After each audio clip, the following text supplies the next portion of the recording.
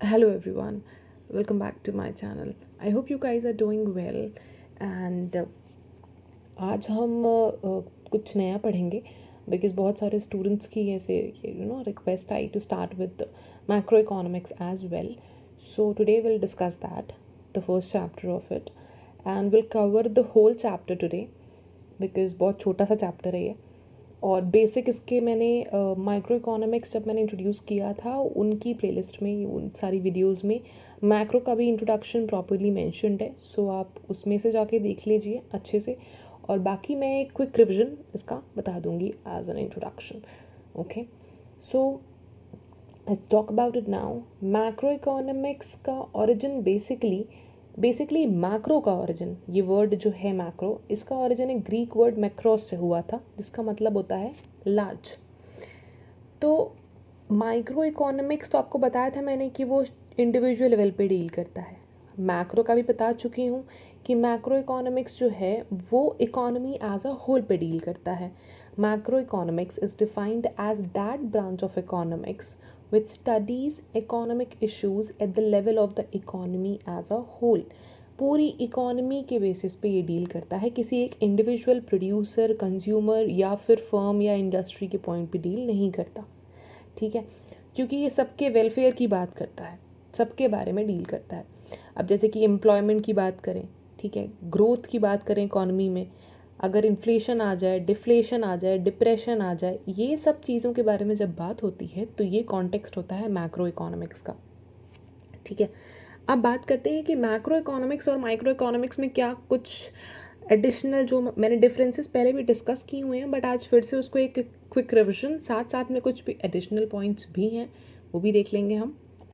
पर उससे पहले हम बात करते हैं कुछ वेरिएबल्स की, जो मैक्रो इकोनॉमिक वेरिएबल्स हैं, जो बेसिकली वही हैं जो डील किए जाते हैं. जैसे कि मैंने आपको बताया अभी, एम्प्लॉयमेंट, या फिर हम नेशनल इनकम की बात करें, नेशनल इनकम है, ये पूरे होल ऑफ द इकोनॉमी की बात हो रही है, तो नेशनल इनकम हो गया. एग्रीगेट डिमांड, एग्रीगेट सप्लाई, इसके बारे में मैंने बहुत डिटेल में एक्सप्लेन किया है माइक्रो इकोनॉमिक्स फर्स्ट चैप्टर की लिस्ट में. सो वहाँ से जाके आप प्लीज़ देख लीजिएगा. And next is consumption expenditure हो गया, इन्वेस्टमेंट एक्सपेंडिचर हो गया. ये बेसिकली वेरिएबल्स हैं जिसमें मैक्रो इकोनॉमिक्स डील करता है. अब बात करें डिफरेंसेस की, तो पहला पॉइंट है बेसिस ऑफ द स्टडी. तो माइक्रो इकोनॉमिक्स का बेस ये है कि वहाँ हम जो प्रॉब्लम है स्कार्सिटी की या चॉइस की है उसे स्टडी करते हैं एक इंडिविजुअल लेवल पे, एक हाउस होल्ड, एक फर्म या एक इंडस्ट्री के लेवल पे. और वहीं मैक्रो इकोनॉमिक्स में हम उसे economy as a whole study करते हैं, उसी प्रॉब्लम को, प्रॉब्लम ऑफ चॉइस को. दूसरा पॉइंट देखें तो इकोनॉमिक वेरिएबल्स, अभी मैंने बताया आपको मैक्रो इकोनॉमिक्स के वेरिएबल के बारे में. वहीं अगर मैं माइक्रो इकोनॉमिक्स की बात करूं तो माइक्रो इकोनॉमिक्स के वेरिएबल बेसिकली हैं कंज्यूमर की डिमांड और प्रोड्यूसर की सप्लाई. ठीक, एक कंज्यूमर कितनी डिमांड कर रहा है, एक प्रोड्यूसर कितनी सप्लाई कर रहा है. वहीं अगर मैं मैक्रो की बात करूँ तो वो एग्रीगेट डिमांड और एग्रीगेट सप्लाई में डील करता है. जैसे कि एग्रीगेट डिमांड के बारे में मैंने बताया है कि वो जो डिमांड सारे गुड्स और सर्विसेज की है पूरी इकोनॉमी में, वो एग्रीगेट डिमांड होती है. वैसे एग्रीगेट सप्लाई भी. ठीक है, तो तीसरे पॉइंट पे मूव करते हैं, दैट इज़ इकोनॉमिक एजेंट्स. अब एजेंट्स कौन कौन से होते हैं, अगर मैं बात करूँ माइक्रो इकोनॉमिक्स की तो वहाँ कंज्यूमर्स, प्रोड्यूसर्स यही एजेंट हैं. ठीक है, वही डिसाइड करते हैं, डिसीजंस लेते हैं. ठीक, और रही बात, अगर मैं बात करूँ मैक्रो इकोनॉमिक्स की, तो वहाँ कुछ इंस्टीट्यूशनल एजेंट्स होते हैं, क्योंकि हमें पूरी इकोनॉमी का डिसीजन लेना है. यहाँ इंडिविजुअल लेवल पे तो लेना नहीं है. इंडिविजुअल ये मानता है या ये कोशिश, उसका फोकस ये रहता है कि वो अपने प्रॉफिट को मैक्सिमम करे. लेकिन जब हम पूरी इकोनॉमी की बात करते हैं तो वहाँ प्रॉफिट की बात नहीं, वहाँ वेलफेयर की बात होती है.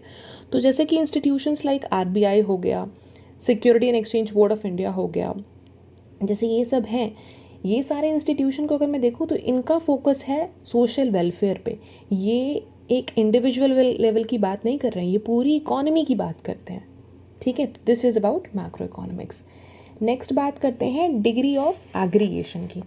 अगर मैं माइक्रो की बात करूँ तो माइक्रो में आपको पता है कि एग्रीगेशन का जो लिमिट है वो बहुत ही कम है. बहुत बहुत छोटे लेवल पे होता है, क्योंकि हम वहाँ एक इंडस्ट्री या फिर कुछ फर्म्स के बारे में, पर्टिकुलर कमोडिटी को लेके हम डील करते हैं. वहीं अगर मैं मैक्रो की बात करूँ तो उसका एग्रीगेशन बहुत हाई डिग्री पे होता है. Right, as compare to micro economics, क्योंकि हम पूरी इकोनॉमी को लेके डील कर रहे हैं। एग्रीगेशन उसमें सारे ही इकोनॉमिक यूनिट्स का होता है ऑफ द इकोनॉमी, ठीक है। डिफरेंट सेट्स ऑफ अजम्पशन, तो बेसिकली इसका मतलब ये है कि कुछ चीज़ें जो होती हैं, कुछ वेरिएबल्स होते हैं, वो माइक्रो में कांस्टेंट अगर होते हैं तो ज़रूरी नहीं है कि वो मैक्रो में भी हो, वो वहाँ चेंज होते हैं, ठीक है। माइक्रो में माने गए, एज्यूम किया कि वो कांस्टेंट है, बट मैक्रो में वो बदल रहे हैं। जैसे कि एम्प्लॉयमेंट को माइक्रो में तो कांस्टेंट मान लिया गया है, बट मैक्रो लेवल पे एम्प्लॉयमेंट बदलती है, ठीक। वहीं अगर मैं मैक्रो की बात करूँ तो उसमें भी ऐसा है कि वहाँ के भी कुछ वेरिएबल्स ऐसे हैं जिन्हें हमने कांस्टेंट अज्यूम कर रखा है, बट वो माइक्रो के लेवल पे चेंज होते रहते हैं, वहाँ वेरिएबल है वो। जैसे कि डिस्ट्रीब्यूशन ऑफ इनकम का डिस्ट्रीब्यूशन मैक्रो लेवल पे कांस्टेंट है, बट माइक्रो लेवल पे ये वेरिएबल है, ठीक है। अगली बात करते हैं सेंट्रल इशू की।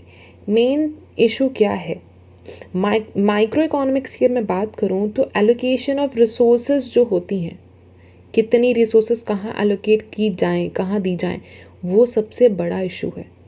लेकिन अगर मैक्रो की बात करें तो वहाँ तो ओवरऑल आउटपुट का डिटर्मिनेशन का लेवल, एम्प्लॉयमेंट का लेवल, ये मेजर इशू होता है मैक्रो इकोनॉमिक्स का, क्योंकि हम पूरी इकोनॉमी के बारे में डील कर रहे हैं, किसी एक चीज़ के बारे में डील नहीं कर रहे हैं।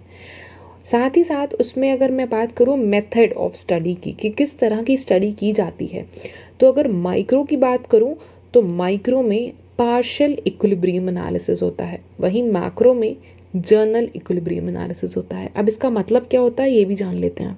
अगर मैं पहले पार्शियल इक्विलिब्रियम की बात करूं तो पार्शियल का मतलब क्या है? सब में नहीं, एक पार्ट में, राइट। तो बात क्या हो गई कि हम अगर मार्केट्स की बात करें, जैसे कमोडिटी मार्केट है, लेबर मार्केट है और कैपिटल मार्केट है। अब मैं इसमें से अगर मैं कमोडिटी मार्केट की बात करूं कि अभी वहाँ इक्विलिब्रियम अगर है, ठीक है, तो हम ये वहाँ जो इक्विलिब्रियम हो रहा है ना, वो उस एजम्पशन पे होगा कि जो बाकी दोनों मार्केट हैं, लेबर मार्केट और कैपिटल मार्केट, वहाँ कोई बदलाव नहीं है, वहाँ कोई चेंज नहीं है, ठीक है। तो मतलब एक में है इक्विलिब्रियम, बाकी में नहीं है, बाकी में कोई बदलाव नहीं है, तो ये पार्शियल इक्विलिब्रियम हो गया। ये माइक्रो इकोनॉमिक्स डील करता है। वहीं अगर मैं जर्नल इक्विलिब्रियम की बात करूँ जो मैक्रो इकोनॉमिक्स है, तो जर्नल इक्विलिब्रियम में सब में इक्विलिब्रियम होता है साइमल्टेनियसली। जैसे कि कमोडिटी मार्केट, लेबर मार्केट और कैपिटल मार्केट है, तो साइमल्टेनियसली तीनों में इक्विलिब्रियम क्रिएट कर जाएगा। तो ये जर्नल इक्विलिब्रियम एनालिसिस हुआ, ठीक है। अगला बात करते हैं माइक्रो मैक्रो पैराडॉक्स की, ये लास्ट पॉइंट है। तो दिस इज समथिंग लाइक कुछ चीज़ें माइक्रो लेवल पे अगर देखा जाए तो वो लॉजिकल होती हैं, बट वहीं उसी सिचुएशन पे अगर देखा जाए तो मैक्रो लेवल पे वो इलॉजिकल हो जाती हैं। इसको समझते हैं एग्जाम्पल से। अब सोच के देखो, जैसे कि एक इंडिविजुअल है, जब वो कमा रहा है और वो सेविंग कर रहा है, सेविंग करना तो अच्छी बात होती है। तो मैं अगर माइक्रो इकोनॉमिक्स के पॉइंट पे डील करूँ तो एक इंडिविजुअल के लिए सेविंग करना बहुत ज़रूरी है फ्यूचर एस्पेक्ट्स को देखते हुए, राइट। तो इंसान सेव करता है, स्पेंड कम करता है, वो कम डिमांड कर रहा है, सेविंग ज़्यादा कर रहा है, तो वो कहीं ना कहीं उसके एस्पेक्ट पे देखा जाए, माइक्रो लेवल पे देखा जाए तो ये बहुत अच्छी चीज़ है, ये लॉजिकल है क्योंकि इंसान सेव कर रहा है। अगर मैं यही बात मैक्रो पे अप्लाई कर दूं कि हर इंसान सेविंग करने लग जाए ज़्यादा ज़्यादा, ठीक है, तो जब हर इंसान, अगर सारे ही पूरी इकोनॉमी के सब लोग अगर सेविंग में ही लग जाएंगे, अगर सेविंग ही करने लग जाएंगे और कोई स्पेंड नहीं करेगा, तो अल्टीमेटली तो डिमांड जो होगी गुड्स एंड सर्विसेज की वो डिक्लाइन हो जाएगी। तो कहीं ना कहीं सेविंग जो पार्ट है, जो सेविंग की बात हम कर रहे थे, वो मैक्रो लेवल पे अगर सब के सब करने लग जाएंगे ना, तो वो लॉजिकल नहीं है, क्योंकि डिमांड, और जो डिमांड है हमारी गुड्स एंड सर्विसेज की, वो कम हो जाएगी। जब डिमांड कम हो जाएगी तो लोग इन्वेस्ट कम करेंगे, इन्वेस्टमेंट कम होगी तो प्रोडक्शन कम होगा, प्रोडक्शन कम होगा तो अल्टीमेटली एम्प्लॉयमेंट गिर जाएगा, और जो इकोनॉमी है वो प्रॉस्पेरिटी नहीं पॉवर्टी की तरफ चली जाएगी, राइट।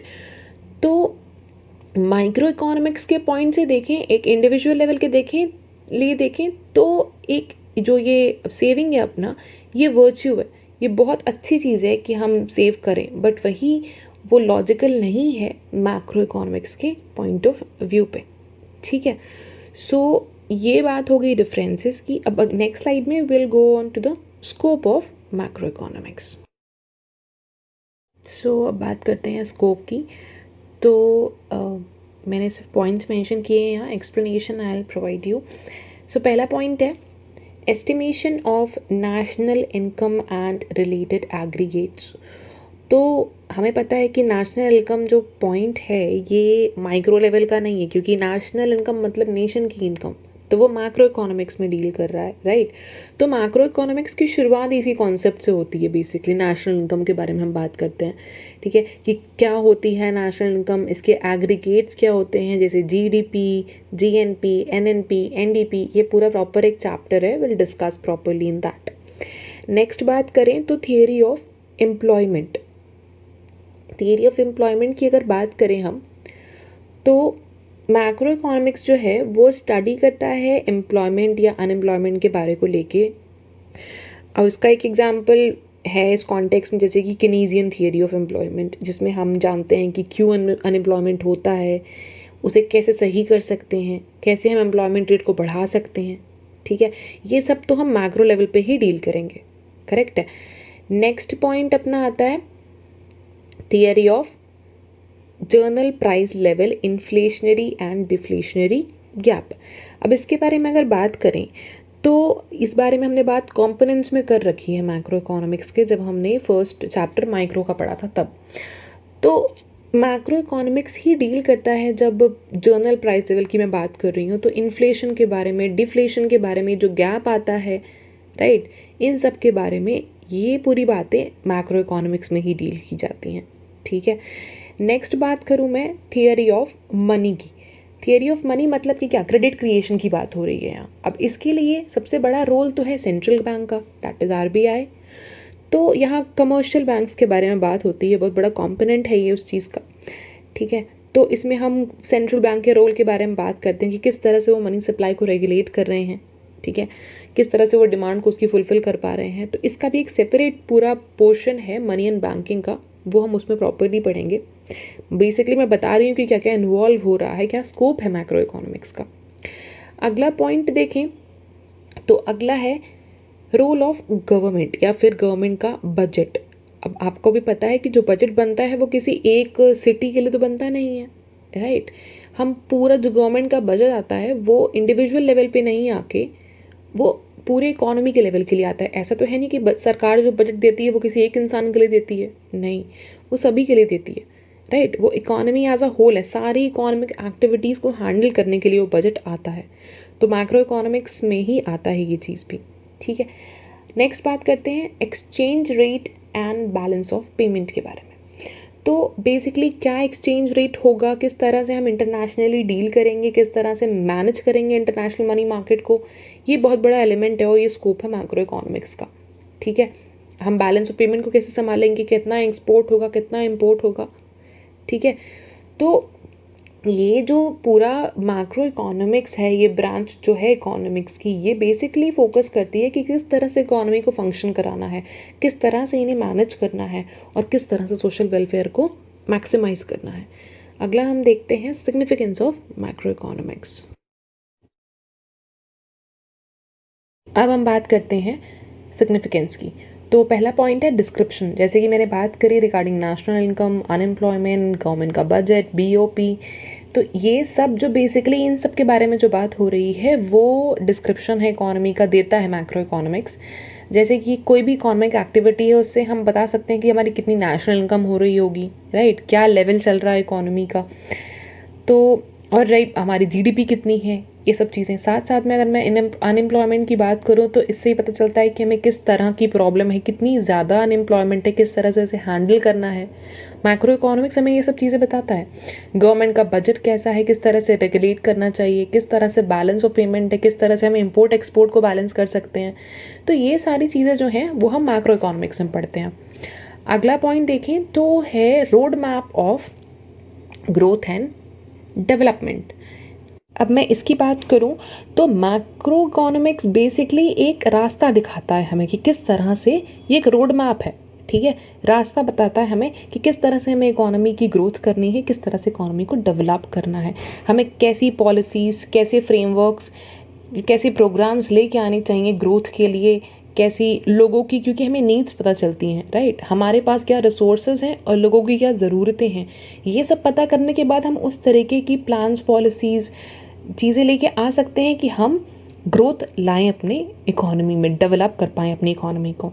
ठीक है, तो ये मैक्रो इकोनॉमी की मदद से ही हो सकता है, राइट।